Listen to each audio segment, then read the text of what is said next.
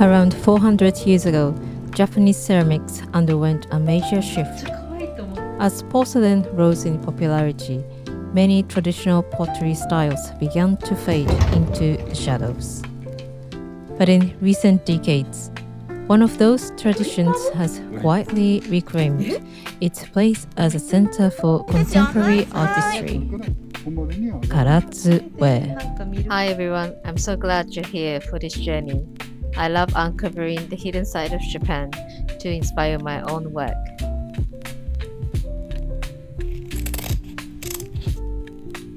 Today we are exploring Karatsu.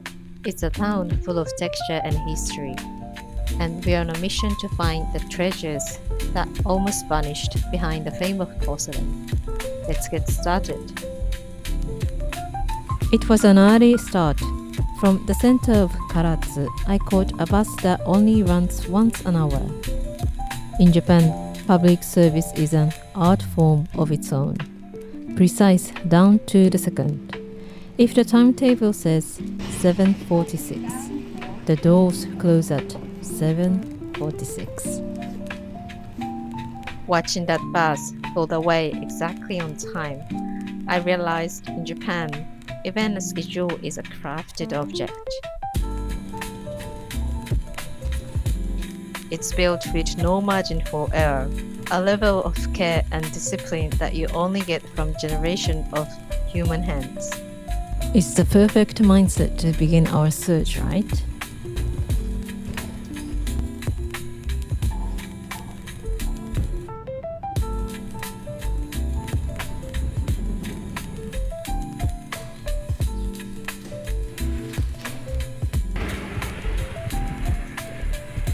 The first stop on our map is the Yobuko Morning Market. With a 100-year history, it's known as one of Japan's 3 great morning markets. But when I arrived, it wasn't the bustling scene I expected. The air was quiet, stalls were few. 1000円でもいいですか？はい。マヨネーズもつけてくれたんですか？マヨネーズじゃなくてバターですね。バターか、ありがとうございます。Seeing the vendors move with such practiced, weary hands was a bit heartbreaking. 生地旗ても言います。これは焼き物にしたら。これは煮付け、刺身、鍋が美味しいです。It felt like I was witnessing a tradition at turning point, a lively past fading into very quiet, uncertain future. Yet, this port was once a gateway. Centuries ago, the technical knowledge of Korean potters flowed through this very coastline. These waters brought the skills that became the foundation of Karatsu ware.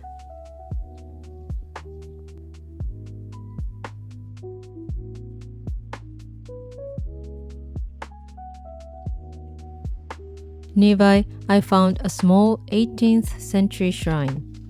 I filmed this in mid-February, just as the plum blossoms were beginning to wake. Having survived the bite of winter, they come into full bloom as a beautiful prelude to the spring.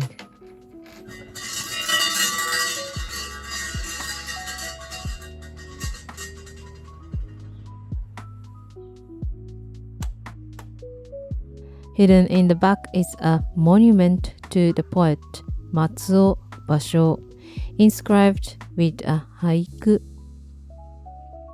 夕顔や秋はいろいろの福部かな。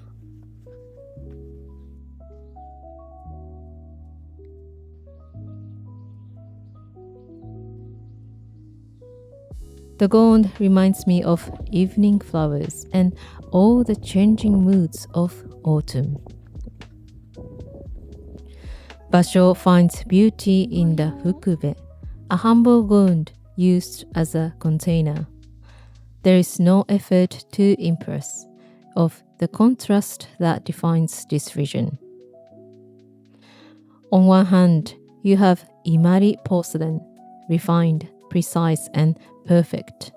On the other hand, you have Karatsu ware, which embraces imperfection, texture, and the raw soul of the clay. It was a powerful realization. The perfect and the imperfect aren't actually in competition. There are just two different ways of noticing the world around us. One is polished, the other is humble, but they both grow from the same soil.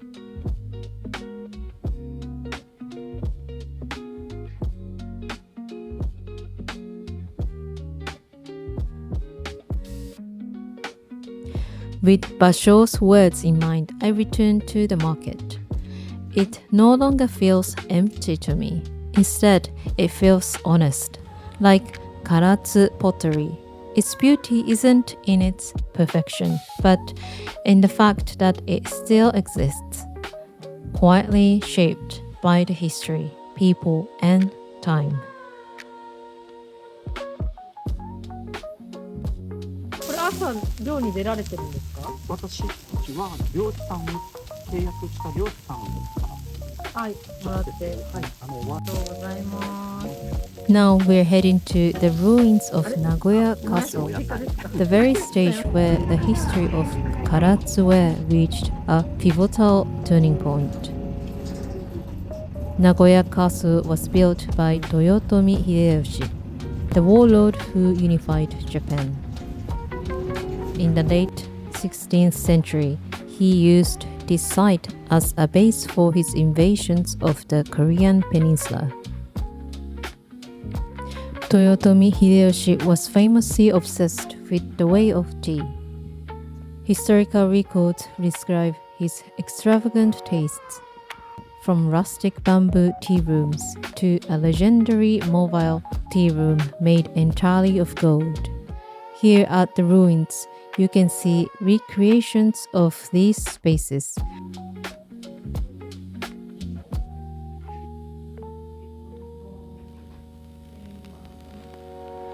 Alongside rare documents detailing the Korean potters who were brought here, bringing their indispensable skills to Japanese soil. It's incredible to think that this quiet ruin was once the heart of Hideyoshi's ambitions. While his military campaigns are the main focus of history books, for a craft lover like me, his real impact was the movement of people. The skilled potters who came here under Hideyoshi's reign are the reason Karatsu became a legendary pottery village. Back then, it wasn't about being fancy. It was about simple, everyday beauty. Its rugged, wabi character made it a favorite for tea masters in Kyoto and Osaka. In fact, back then, Karatsu was the word everyone used for all ceramics from this region. But then the word changed. The focus shifted. Political power centralized and the Nabeshima domain began prioritizing a new, shiny discovery: porcelain.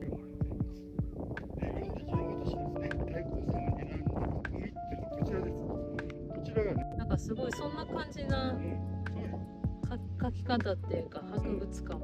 ね、よくまあ出品してね、出世してね、戦争までしたよねっていう。この港から一斉にね。By the mid 18th century, mass-produced porcelain bowls from nearby Arita and Hasami flooded the market.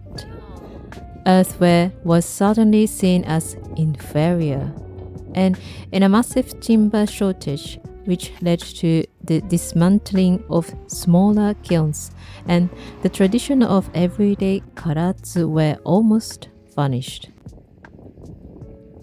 For a long time, it only survived in the shadows, kept alive by a few dedicated tea ceremony potters.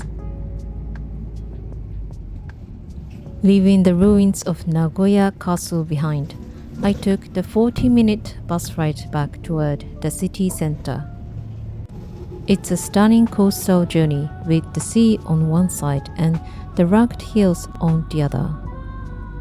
Watching the waves, you start to see where the inspiration for Karatsu's earthy, wabi textures comes from. It's a landscape that feels both ancient and incredibly peaceful.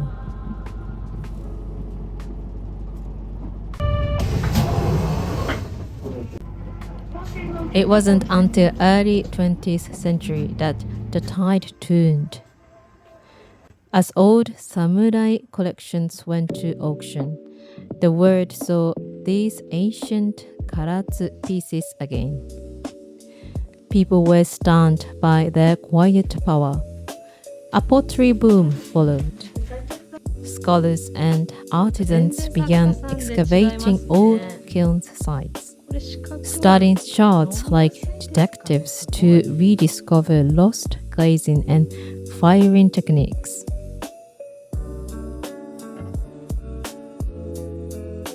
Today, that revival is in full bloom. There are over 70 kilns here now, from masters carrying on family legacies to young artists establishing their own fire.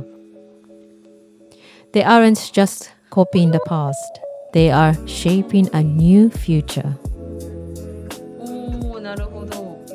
Stepping into a shop like this is like walking into a living map of the region. This isn't just one potter's work. It's a carefully curated collection from kilns tucked away all over the Karatsu hills. It's the perfect place to get your bearings because you can see side by side how differently each artist interprets the local clay. Some lean into the tradition of the past, while others are clearly pushing the craft into the modern day.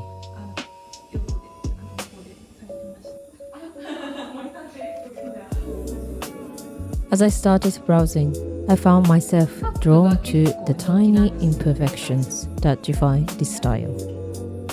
In British pottery, they often look for symmetry and smooth finishes, but Karatsu ware celebrates the wabi-sabi, the beauty in the rugged and the raw. You can see the scorch marks from the pine wood fires and the deliberate finger marks left by the potter. It's tactile, honest, and incredibly grounding. You can almost feel the heat of the kiln just by looking at the glaze.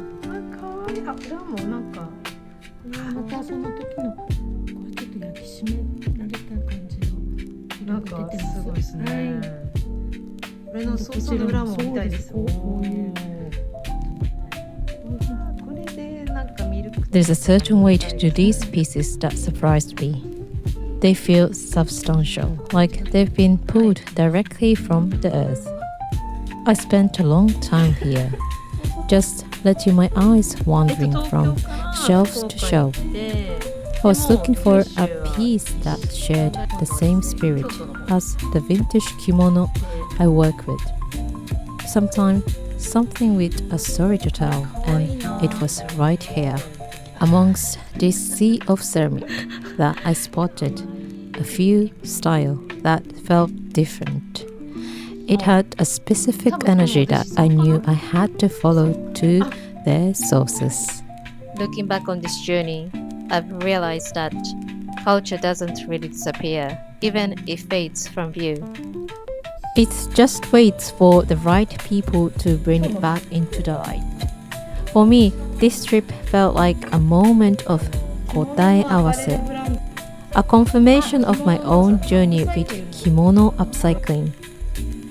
It's that same beautiful idea that materials and traditions can be rediscovered, reinterpreted, and carried forward in a way that fits our modern lives. It's what led me to go even further off the beaten path, to find one remote hidden kiln that is quietly keeping this spirit alive. In the next spot, we're going to visit one of them.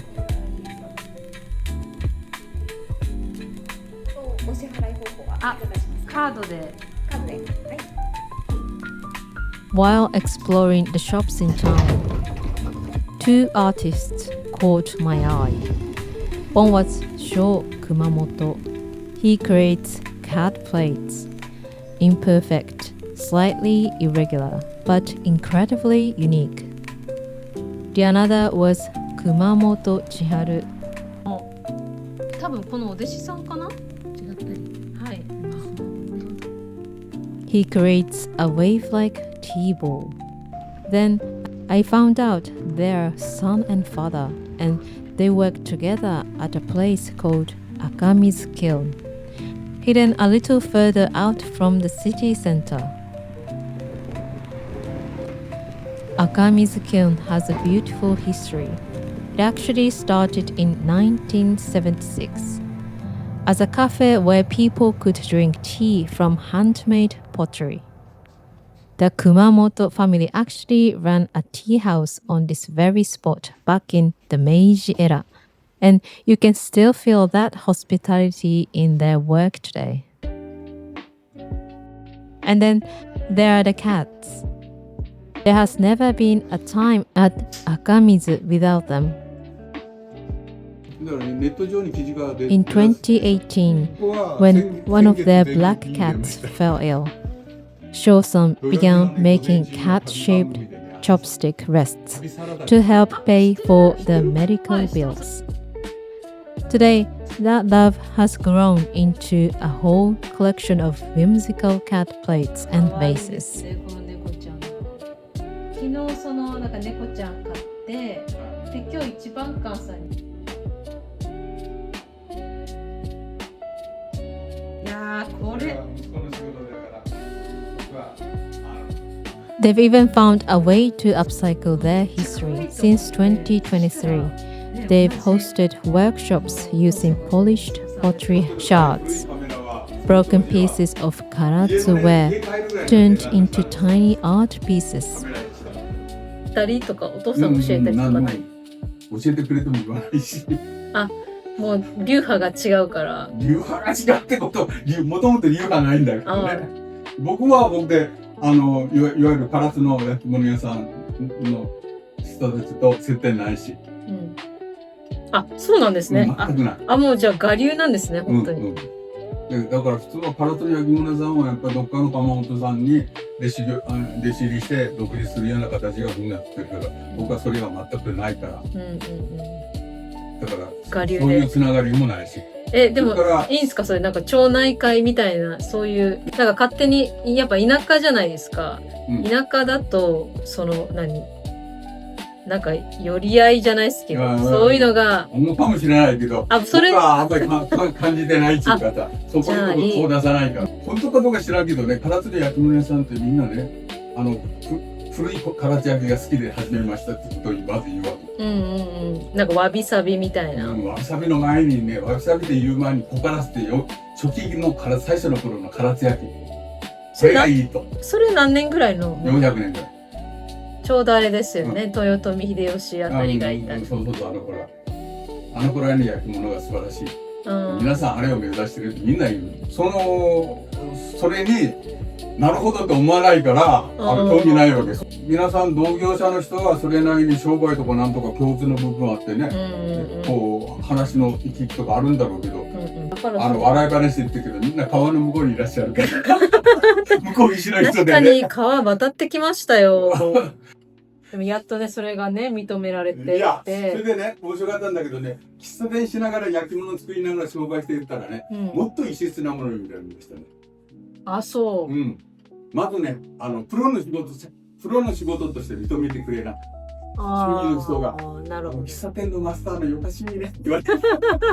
あ、逆に、その、喫茶の方がメインなんじゃないかみたいな。メインが目立つもんだからね。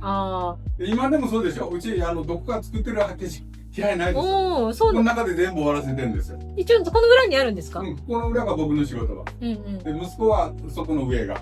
だから会わないときは一日会わない。僕は店ここで喫茶店やってた頃はそこの2階が仕事場だったんです。で赤レオリンリが大変だからね、下に降りてきてで、前の仕事も空いてたらいつの間にか息子が使い始めてた。なるほど。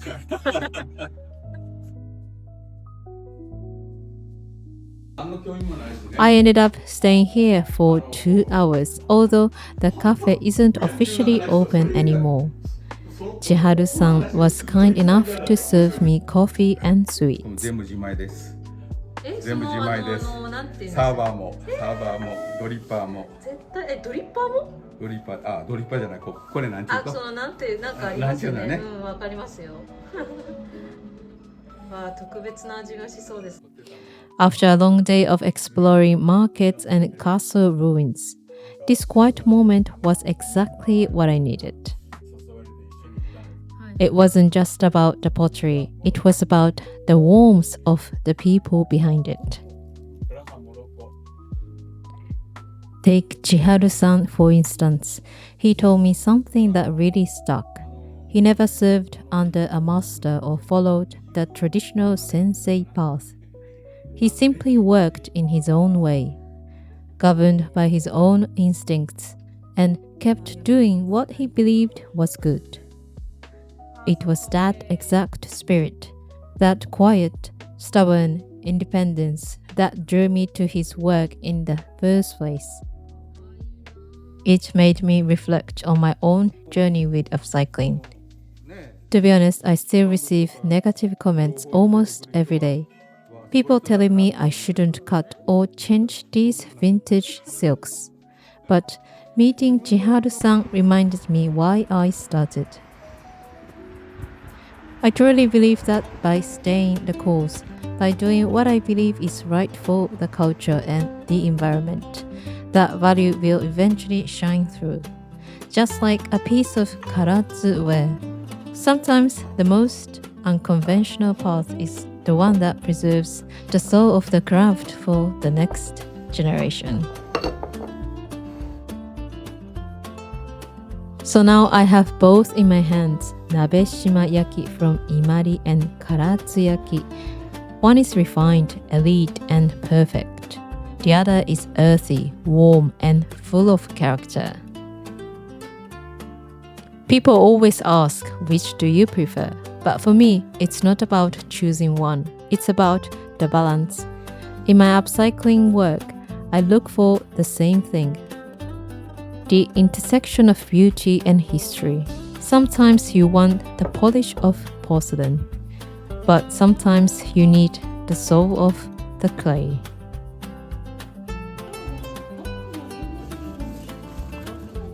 I ended my journey at Karae, a beautiful complex that houses a hotel, cinema, and gallery. 3 weeks of non-stop filming and walking across Japan really takes it out of you. Forget fancy restaurants. My favorite way to end the day is a supermarket haul. A massive spread of local ingredients, fresh and affordable.